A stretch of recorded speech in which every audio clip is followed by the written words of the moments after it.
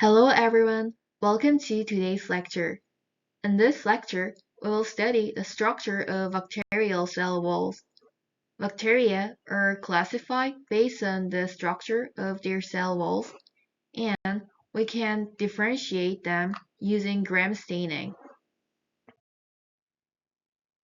Bacteria can be broadly categorized into gram-positive and gram-negative based on the structure of their cell walls. In today's lecture, we'll learn the differences between these two types of cell walls and their functions.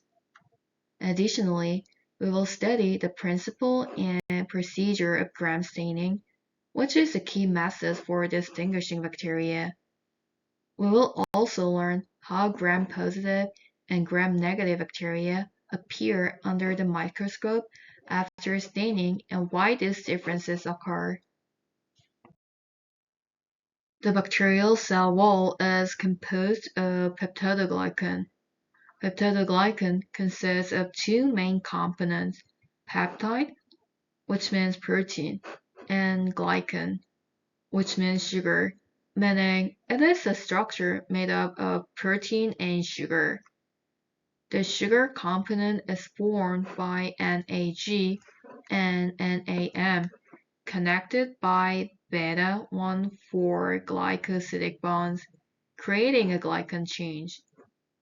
The protein part consists of a tetrapeptide structure made of 4 amino acids.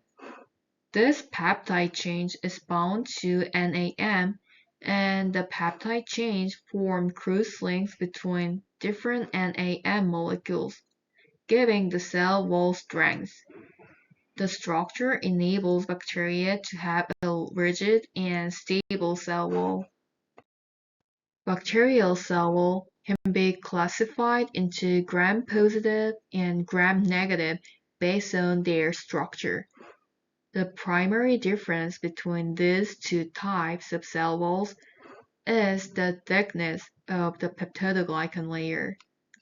Gram-positive bacteria, which is on the left side of this picture, have a thick peptidoglycan layer, while gram-negative bacteria on the right have a thin peptidoglycan layer and an additional outer membrane. The reason we can differentiate between these two groups using gram staining is that the thickness of the peptidoglycan layer influences how well the dye is restained. To perform gram staining, we use the following materials in sequence. Crystal violet is the primary dye that stains the peptidoglycan of the cell wall purple. Iodine solution helps to fix the crystal violet dye to the peptidoglycan, making the binding between the cell wall and crystal violet stronger. 95% ethanol is used to decolorize the sample. During this process, gram-negative bacteria with a thin peptidoglycan layer lose the purple color of crystal violet, while gram-positive bacteria with a thick peptidoglycan layer retain the purple color. Safranin is the counterstain that dyes the gram-negative bacteria red, while gram-positive bacteria remain purple due to the retained crystal violet. The results are observed under an optical microscope. Let's now look at the detailed procedure for gram staining. First, you place the bacterial sample on a microscope slide and fix it using the flame of an alcohol lamp. Then, you apply crystal violet for 1 minute, staining the bacteria purple.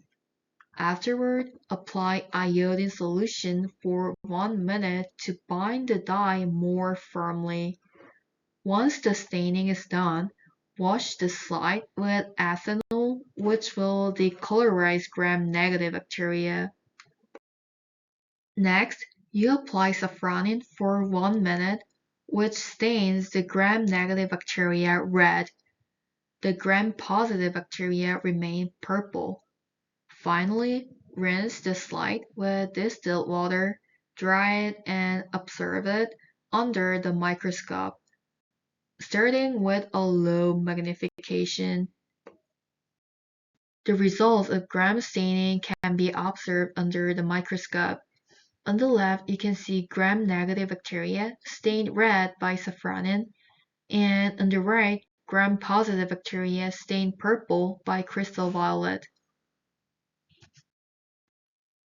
In this lecture, we learned about the structural differences between gram-positive and gram-negative bacteria, the principle of gram staining, and the procedure for performing the stain. Understanding the role of each step in the staining process is important. Thank you for your attention.